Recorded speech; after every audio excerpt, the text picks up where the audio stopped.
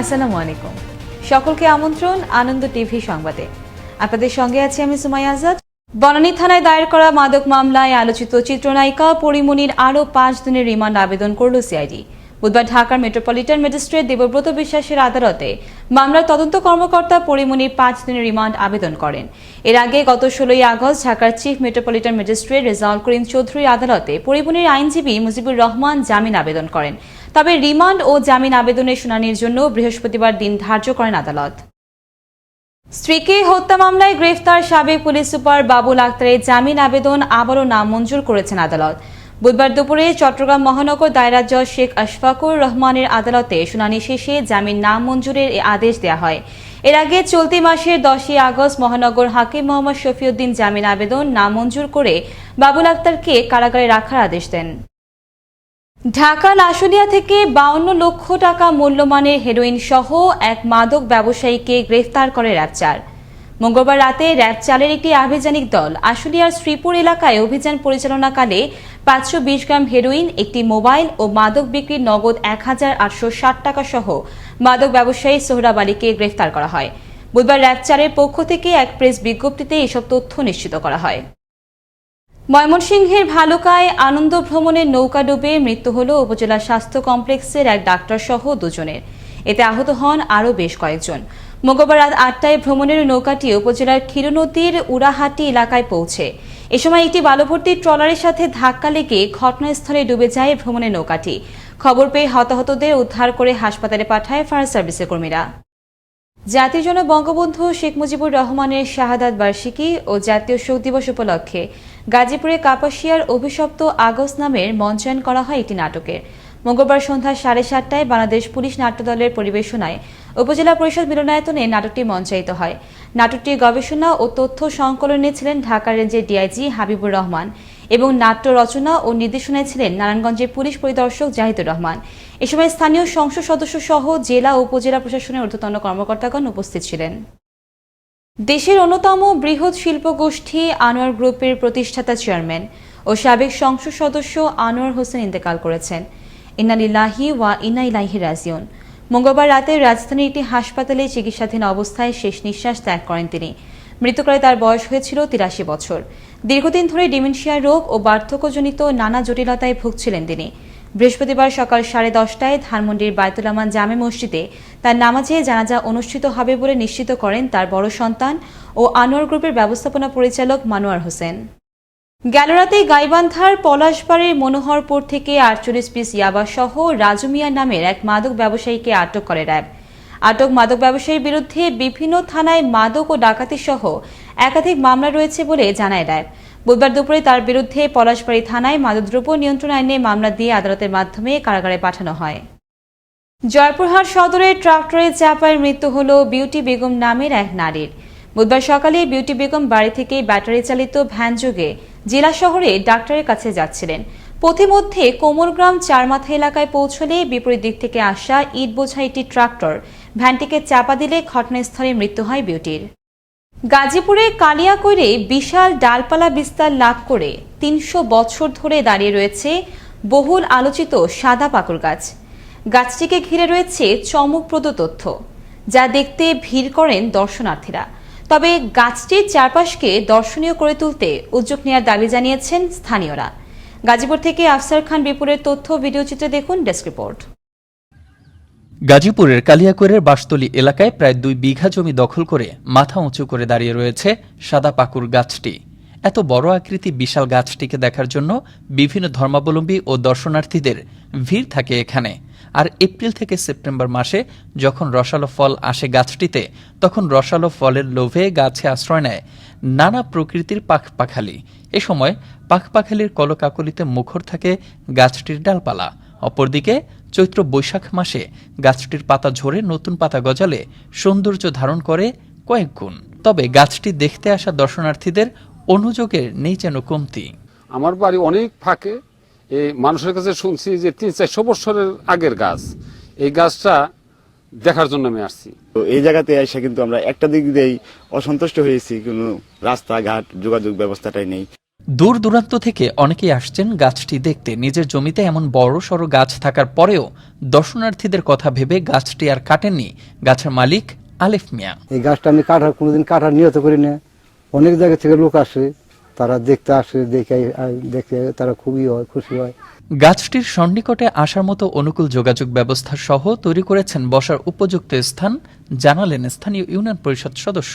প্রায় 1 কিলোমিটার রাস্তা করে সোলিং করে গাছ পর্যন্ত মানুষের যাতায়াতের সুব্যবস্থা করেছি।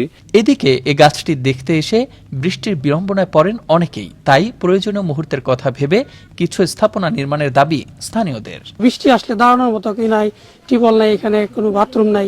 অনেক জায়গা থেকে লোক, বহু জায়গা থেকে লোক আসে, লোক আইসা রাস্তাঘাট পায় না, অনেকে ঘুরে জায়গা, রাস্তাঘাট ভালো না।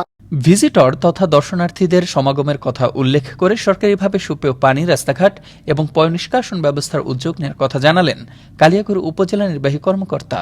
এবং রাস্তাঘাট পয়ঃনিষ্কাশনের ব্যবস্থা নেই, আমরা সরকার থেকে উপযুক্ত ব্যবস্থা গ্রহণে সচেষ্ট হব।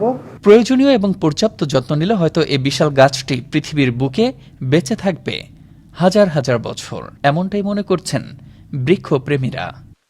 Mostafa Kamal Toha, Ananda TV, national desk. Khulna medical college হাসপাতালে নার্স সুপারভাইজার রোকেয়া ও তার সহযোগীদের শাস্তি এবং অপসারণের দাবিতে বিক্ষোভ করল হাসপাতালের নার্সরা। বুধবার বেলা 11টায় খুলনা স্বাধীনতা নার্স পরিষদের ব্যানারে এই বিক্ষোভ কর্মসূচি পালিত হয়।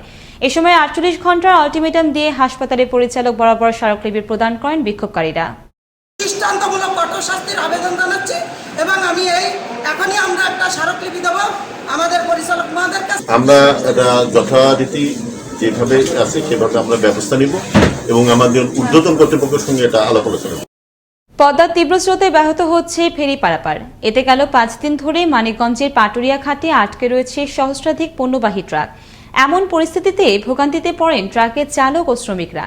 এদিকে বুধবার সকালে পরিস্থিতি সামাল দিতে শিমুলিয়া থেকে 4টি ফেরি পাটুরিয়া দৌলতদিয়া রুটে সংযুক্ত করা হয় বলে জানান বিআইডব্লিউটিসির উপমহাব্যবস্থাপক জিলুর রহমান। গোপন সংবাদের ভিত্তিতে বুধবার সকালে টাঙ্গাইলের কালীহাতির সল্লা বাজারে অভিযান চালিয়ে 1400 পিস ইয়াবা সহ এক মাদক ব্যবসায়ীকে আটক করল র্যাব। আটক মাদক ব্যবসায়ীকে মাদকদ্রব্য নিয়ন্ত্রণ আইনে মামলা দিয়ে কালীহাতি থানায় হস্তান্তর করা হয়। দুপুরে এক প্রেস বিজ্ঞপ্তিতে এই তথ্য নিশ্চিত করেন র্যাব 12 CPC 3-এর ভারপ্রাপ্ত কোম্পানি কমান্ডার এরশাদুর রহমান। বুধবার সকালে ভোলার বোরহানউদ্দিনের গঙ্গাপুর লঞ্চঘাটে মহসিন বাহিনীর আস্তানায় অভিযান চালিয়ে হাসান ও রাকিব নামের 2 ডাকাত সদস্যকে আটক করল বাংলাদেশ কোস্টগার্ড। এ সময় তাদের কাছ থেকে উদ্ধার করা হয় 3টি দেশীয় পিস্তল, 4টি রামদা, 6টি ধারালো অস্ত্র এবং ডাকাতির কাজে ব্যবহৃত 2টি নৌকা। দুপুরে আটক ডাকাতদের বোরহানউদ্দিন থানায় হস্তান্তর করা হয়। এবারে কৃষি সংবাদ।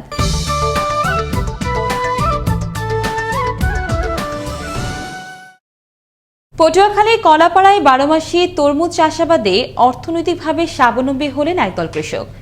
বিরূপ পরিবেশে মালচিং পেপার ব্যবহার ও আধুনিক পদ্ধতিতে চাষাবাদ করে সফলতার মুখ দেখেন এখানকার কৃষকরা।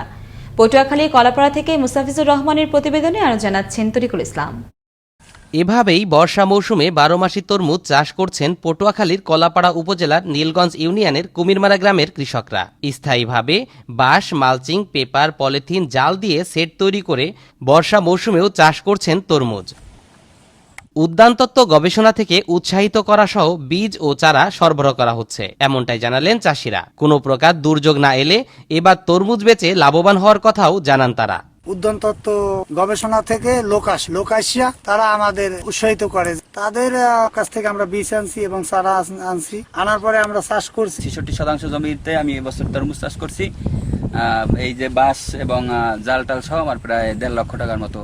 বর্ষা মৌসুমে তরমুজ চাষ বিষয়টি অনেকেরই নজর কেড়েছে। স্থানীয় অনেক চাষি এটি আবাদ করতে আগ্রহী হয়ে উঠেছেন।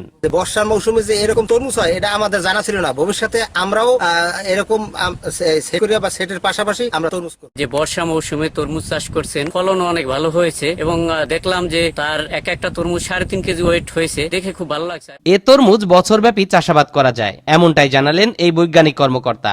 আশ্বাস দিলেন সকল প্রকার সহায়তার। এখানে আমি দেখা খুবই অভিভূত যে কৃষক আমাদের চেয়েও, আমি আশা করি মনে হচ্ছে যে আমাদের চেয়েও তারা আরো ভালো যত্ন করছে এবং ভালো করছে।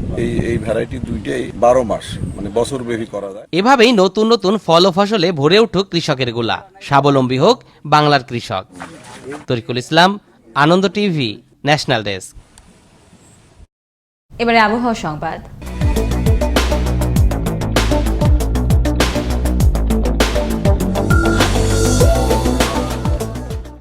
পশ্চিম মধ্য বঙ্গোপসাগর ও তৎসংলগ্ন উত্তর পশ্চিম বঙ্গোপসাগরে থাকা লঘুচাপটি বর্তমানে অবস্থান করছে উত্তর পশ্চিম বঙ্গোপসাগরে উড়িষ্যা উপকূলে। লঘুচাপটির প্রভাবে পটুয়াখালীর কুয়াকাটা সংলগ্ন বঙ্গোপসাগর হয়ে ওঠে বেশি উত্তাল। গেল রাত থেকে থেমে থেমে হালকা থেকে মাঝারি আকারে বৃষ্টিপাত হচ্ছে উপকূলীয় অঞ্চলে। এদিকে মঙ্গলবার সকাল 6টা থেকে বুধবার সকাল 6টা পর্যন্ত 32.2 মিলিমিটার বৃষ্টিপাত রেকর্ড করে পটুয়াখালী জেলা আবহাওয়া অফিস। এই ছিল এখনকার মতো। আনন্দ টিভির সংবাদ দেখুন প্রতিদিন বিকেল 5:30 এবং রাত 9:30 মিনিটে। আনন্দ টিভির সঙ্গে থাকার জন্য সকলকে ধন্যবাদ।